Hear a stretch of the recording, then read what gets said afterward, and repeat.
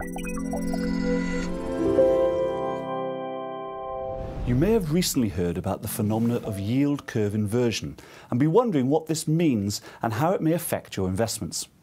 The yield curve simply describes the interest rate an investor can obtain by lending money over specific time periods. Investors typically demand a greater interest rate for lending money over longer periods to compensate for the fact that uncertainty increases as we look further into the future.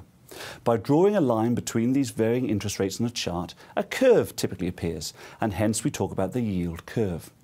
Yield curve inversion is a rare situation where the cost of borrowing money over the long term is lower than the cost of borrowing over the short term.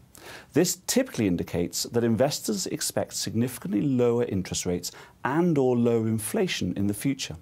For this reason, yield curve inversion often indicates a future recession and is used by some as a signal for investors to take less risk. However, investing is not quite that simple.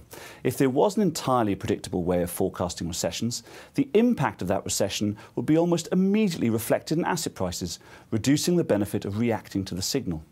The challenge for investors is that the future is probabilistic rather than deterministic, and we need to consider a range of potential outcomes and their likelihood rather than a single path. This is, of course, difficult to do, not least because as humans we tend to overweight the likelihood of more vivid outcomes and underweight the probability of less interesting paths.